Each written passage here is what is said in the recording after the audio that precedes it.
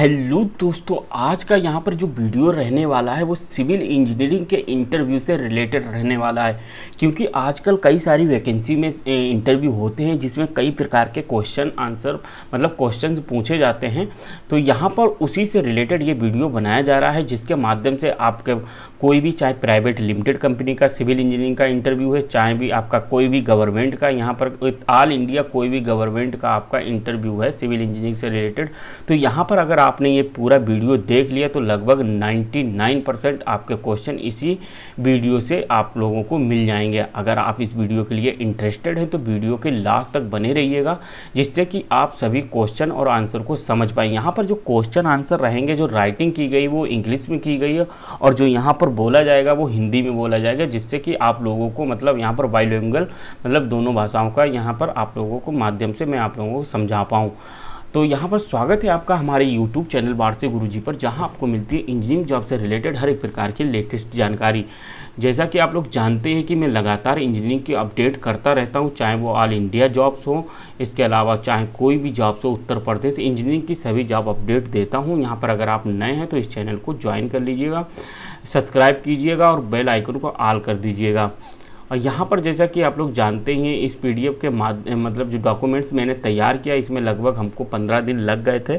कुछ मैंने क्वेश्चन यहाँ पर लगभग 80% क्वेश्चन अपने आप से लिखे हुए हैं और इसके अलावा लगभग जो 20% क्वेश्चन है मैंने उनको कॉपी पेस्ट किया है। लेकिन ऐसा नहीं है कि वो क्वेश्चन आंसर नहीं पूछेंगे। यहाँ पर जो भी क्वेश्चन आंसर है सब इंटरव्यू में पूछे हुए क्वेश्चन आंसर हैं।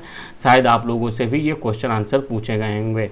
तो यहाँ पर जैसा कि आप लोग देख पा रहे हैं civil engineering interview question and answer, जो कि यूट्यूब चैनल मेरा वारसी गुरुजी जो के द्वारा यहाँ पर पूरा पीडीएफ तैयार किया गया है और इसके माध्यम से आप लोगों को सभी क्वेश्चन आंसर यहाँ पर प्रोवाइड किए जाएंगे।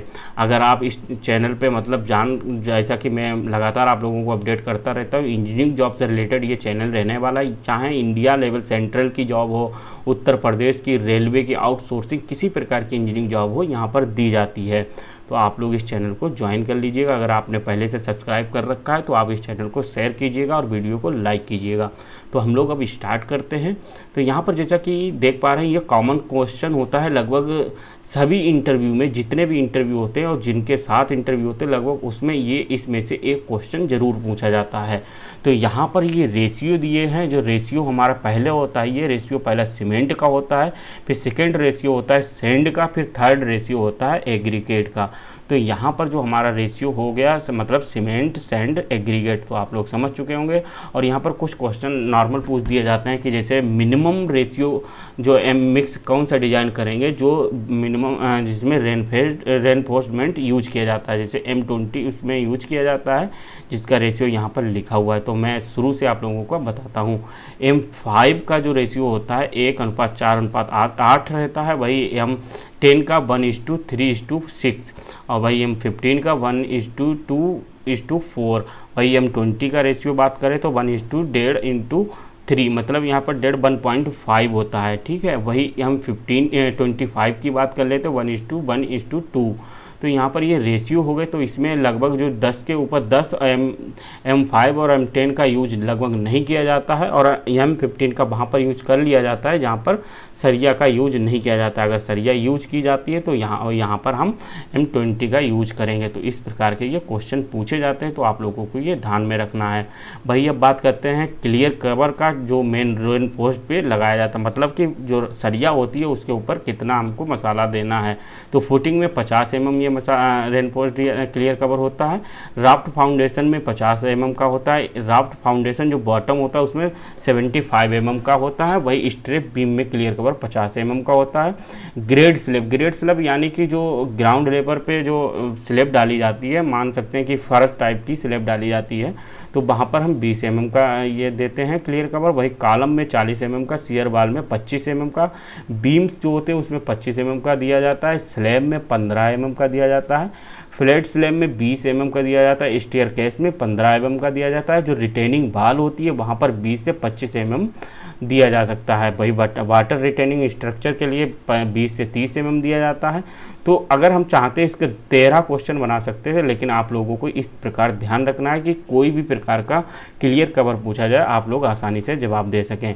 अब बात कर लेते हैं वेट ऑफ रॉड पर मीटर लेंथ, मतलब कि कि आप लोगों को इस तरीके का मैं आप लोगों को बताऊंगा कि वो सिर्फ डाया बताएंगे, आप आसानी से यहाँ पर वजन उनको बता देंगे कि एक सरिया में इतनी डाया की सरिया में 1 मीटर इतना वजन होता है। तो इसके लिए जो फार्मूला होता है स्टील वेट का फार्मूला यहाँ पर लिखा होता है, जैसे होता है d² × L/162। मतलब आप लोगों को जो डाया होगा वो mm में होगा। जैसे 12 का सरिया 12 mm की है तो उसके लिए आप यहाँ पर 12 का स्क्वायर कर देंगे, 144 × 1 मतलब 144/162 अगर करेंगे डिवाइड तो आप लोगों का 0.888 kg आ जाएगा। तो इसी प्रकार 6 mm का 0.222 kg होता है।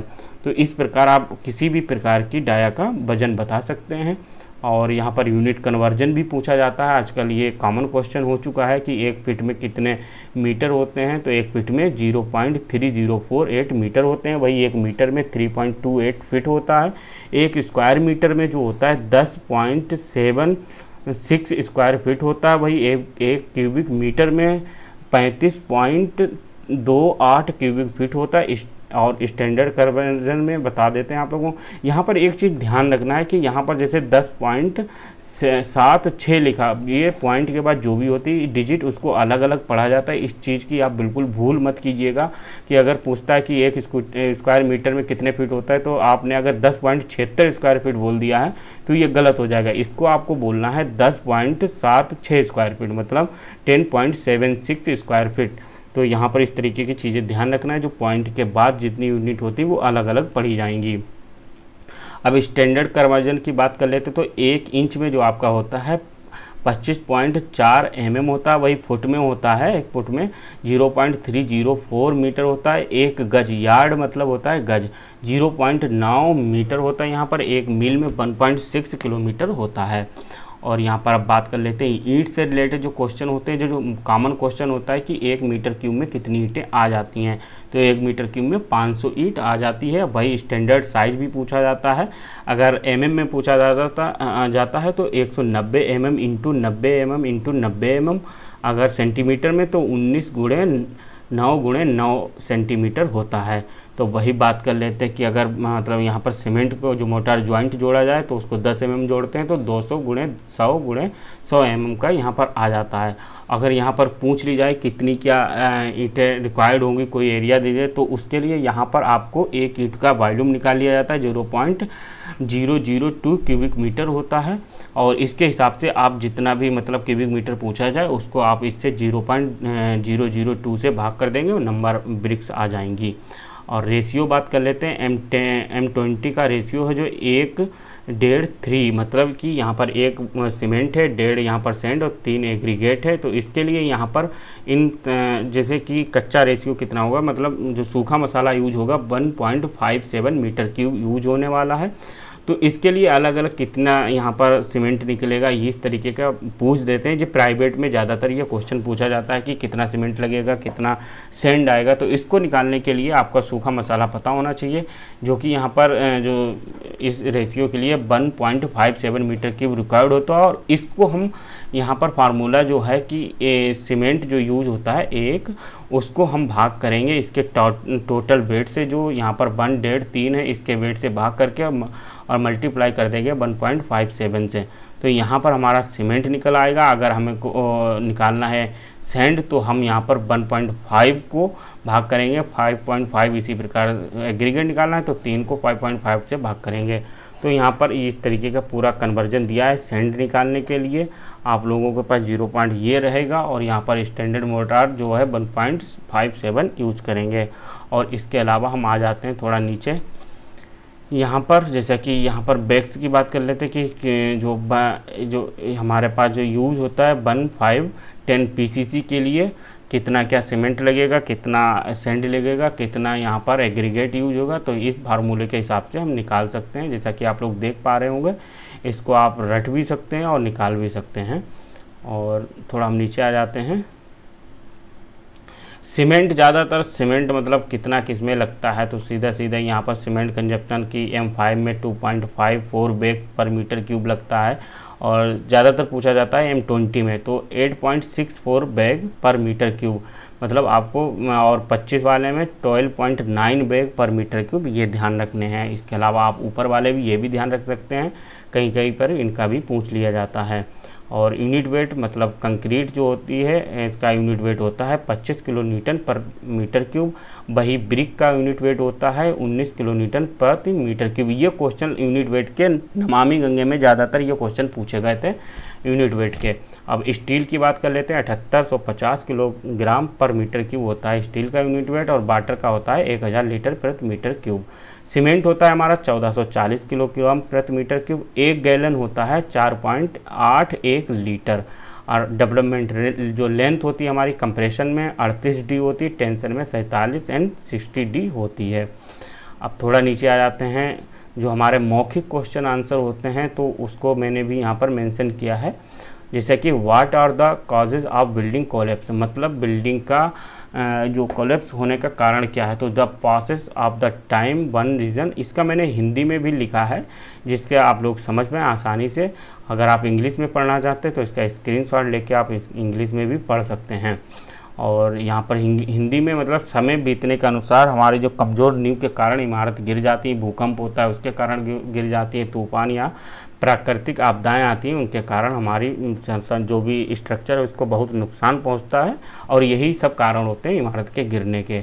और जो how do you measure concrete, मतलब कंक्रीट को किस प्रकार मेज़र किया जाता है, तो क्यूबिक फीट में, क्यूबिक यार्ड में, क्यूबिक मीटर में, तीनों यूनिट्स में इसको हम यूज कर सकते हैं। एक क्वेश्चन ज़्यादातर क्वेश्चन पूछा जाता है जिससे कि आप लोगों का एक्यू वगैरह चेक किया जाता है, जैसे कि what is the tallest man made structure in the world. तो हमारा जो वर्ल्ड में मैन मेड है कि जो रहेगा हमारा the world tallest man made structure Burj Khalifa Dubai, जो कि हमारा 800 मीटर से थोड़ा ज़्यादा है, जो कि फीट में अगर हम जोड़ें तो 2722 फीट लंबा रहने वाला है।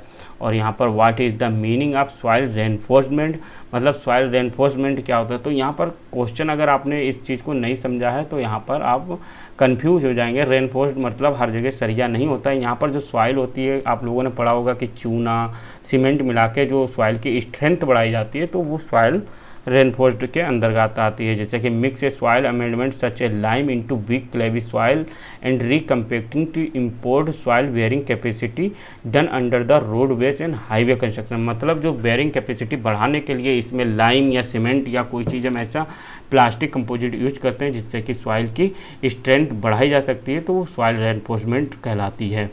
अब आ जाते हैं हमारा what is aggregate.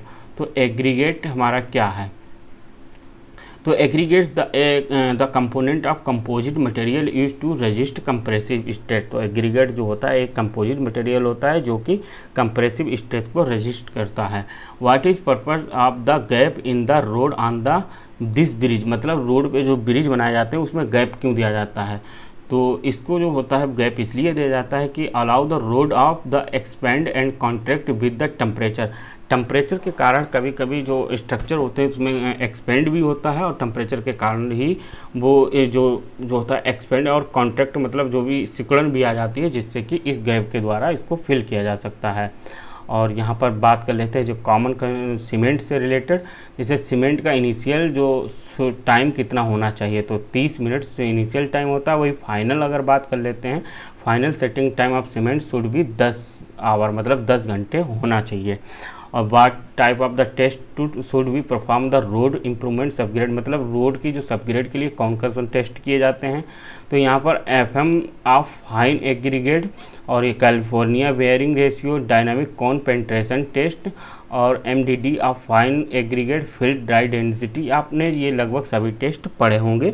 White type of the test should be perform earth filling in embankment the specific file soil, मतलब ये टेस्ट पूछे जाते हैं। जैसे प्लास्टिक इंडेक्स हो गया है, सेटिंग टाइम ऑफ जो होता है सीमेंट क्या होता है, कंप्रेसिव स्ट्रेंथ ऑफ सीमेंट, और जो होती है हमारे gradation of coarse aggregate, FM of fine aggregate, water absorption test, Los Angeles abrasion test, concrete cylinder casting testing, जो यहाँ पर कई सारी चीज़ें टेस्ट होती हैं।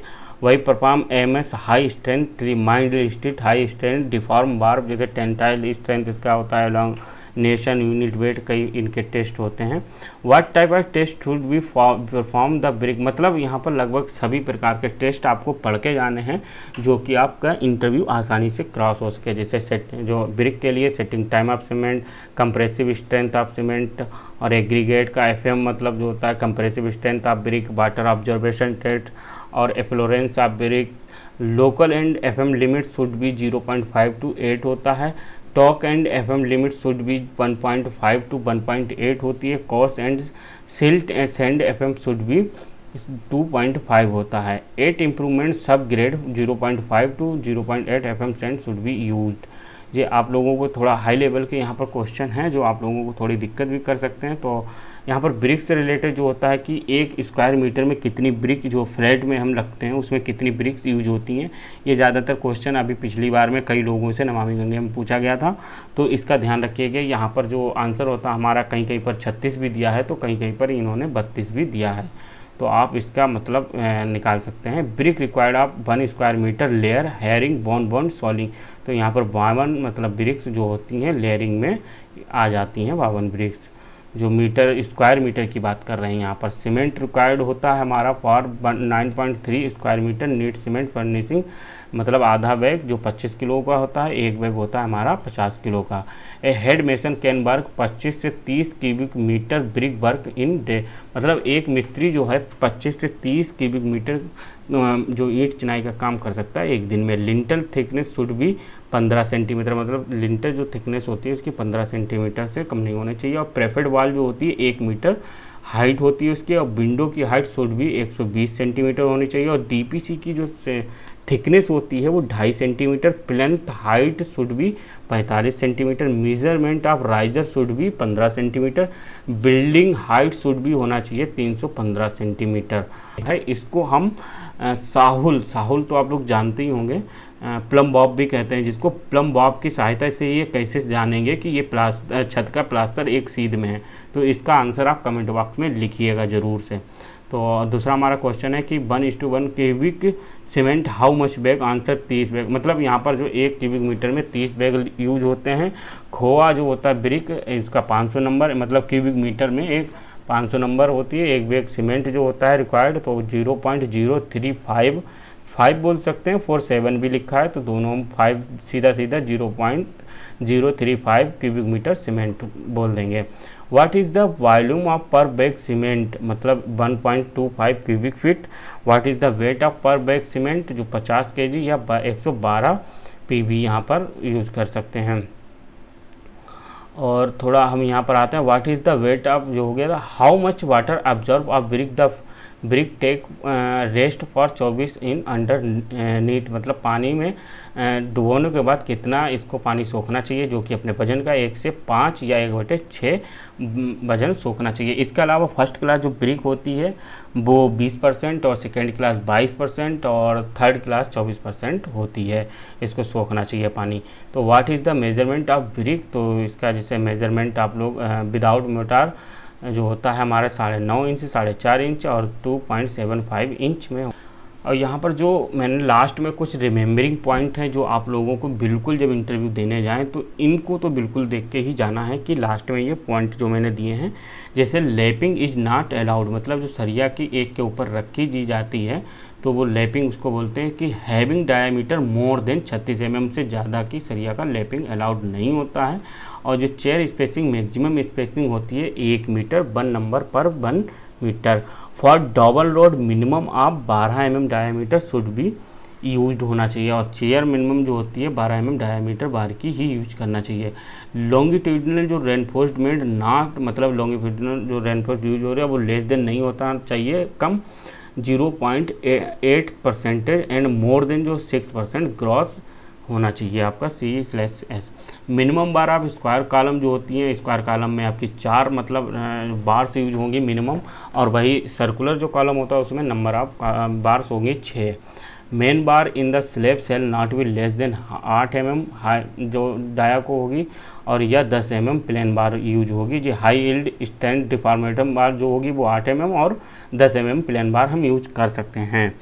मिनिमम थिकनेस जो होती है स्लैब की 125 mm हम यूज करते हैं। वही डायमेंशन जो होती है टॉलरेंस क्यूब्स में जो ±2 mm होता है। फ्री फॉल कंक्रीट का अलाउ जो होता है 1.5 मीटर से ज़्यादा से नहीं फेंकना चाहिए, जिससे कि आप हिंदी में बोला जाता है पृथक्कीकरण हो जाता है, मतलब कि जो बड़े बड़े जो बजरी होती है अलग हो जाती है। Left slice not use for bar logger in 36 mm जो स्टार्टिंग मैंने बताया था। और यहाँ पर water observation of brick should not be more than 15%। PH value of should not be less then 6, मतलब 6 से आपकी पीएच वैल्यू नहीं कम होना चाहिए। कंप्रेसिव स्ट्रेंथ ऑफ ब्रिक जो होती है 1.5 न्यूटन प्रति mm²। और जो in steel reinforced binding by required 8 kilogram पर MT in soiling filling as per IS code 3 sample should be taken for core cutting test every 100 मीटर²। अब यहाँ पर डेंसिटी कुछ है जो आप लोगों को याद होना चाहिए। डेंसिटी ज़्यादातर पूछी जाती है, जैसे कि ब्रिक्स की डेंसिटी होती है 1600-1920, मतलब 1600 लेकर 1920 किलोग्राम प्रति मीटर क्यूब। कंक्रीट ब्लॉक की होती है 1920 किलोग्राम प्रति मीटर क्यूब। रेनफोर्स्ड कंक्रीट की जो डेंसिटी होती है 2310 से 2700 किलोग्राम प्रति मीटर क्यूब होती है। अब थोड़ा यहाँ पर concrete curing time RCC member different types of cement. Super sulphate cement है तो उसका 7 दिन क्यूरिंग टाइम होगा। ऑर्डिनरी पोर्टलैंड सीमेंट के लिए 10 दिन। मिनरल एंड एडमिक्सचर यूज्ड है तो 14 दिन। यहाँ पर मतलब जो डीसटरिंग टाइम, मतलब जो सटरिंग हटाने का जो टाइम होता है, de-shuttering time of different RCC member का, तो यहाँ पर कॉलम और बाल्स वर्टिकल यूज जो होती हैं उसके लिए हम 16 से 24 घंटे में हटा सकते हैं। 100 फीट वर्क के लिए होता है 3 दिन में हटा सकते हैं। 100 फीट बीम प्रॉप्स 7 डेज में हटा सकते हैं। बीम स्पानिंग जिसका 4.5 मीटर तक है तो उसको 7 दिन में। अगर 4.5 मीटर से ज़्यादा है बीम स्पानिंग तो उसको 14 दिन में। आर्च स्पैनिंग 6 मीटर तक का 14 दिन में। अगर 6 मीटर से ज़्यादा है उसका 21 दिन में। और यहाँ पर क्यूब सैंपल की बात कर लेते हैं, तो अगर आपकी जो क्वांटिटी आप कंक्रीट है 1 से 5 मीटर क्यूब तो उसमें 1 नंबर मतलब क्यूब रिक्वायर्ड होगा। 6 से 15 मीटर क्यूब है तो 2 नंबर रिक्वायर्ड होने वाले हैं। अगर 16 से 30 है 3 नंबर। 31 से 50 है 4 number. Above the 50 metre cube तो यहाँ पर 5 नंबर या मतलब ईच जो भी होगा ज़्यादा क्यूब रिक्वायर्ड है। तो यहाँ पर जैसा कि आप देख पा रहे हैं ये मैंने CT और BMC का कलेक्शन किया था और यहाँ पर लगभग आप लोगों का 99% जो इंटरव्यू में क्वेश्चन पूछे जाएंगे तो यहाँ से लगभग 99% आप लोगों को क्वेश्चन मिल जाएंगे। इसके अलावा जो पर्सनल क्वेश्चन होते हैं सिलेबस से या सब्जेक्ट से या आपकी पर्सनल लाइफ से वो अलग क्वेश्चन होते हैं, ये टेक्निकल के क्वेश्चन थे। और जो आपकी पर्सनल लाइफ के क्वेश्चन होते हैं वो जैसे कि आप लोगों से मतलब पूछा जाएगा आपके बारे में कि आप अपने बारे में बताइए, तो क्वेश्चन का आंसर आपको बिल्कुल सटीक वर्डों में देना है। और अगर आप लोगों को ये वीडियो अच्छा लगा तो वीडियो को लाइक कीजिएगा। हम लगभग अभी सब्जेक्ट वाइज भी जितने भी इंटरव्यू क्वेश्चन होते हैं उनका भी वीडियो लाने वाले हैं। थोड़ा टाइम लगेगा लेकिन अभी ये जो इस वीडियो के माध्यम से आपके जो भी अभी रिसेंटली इंटरव्यू हैं आप इनमें इस वीडियो को देखकर लगभग सभी को इंटरव्यू को आसानी से क्रॉस कर सकते हैं। आज के लिए इतना ही, मिलते हैं नेक्स्ट वीडियो में। Thank you.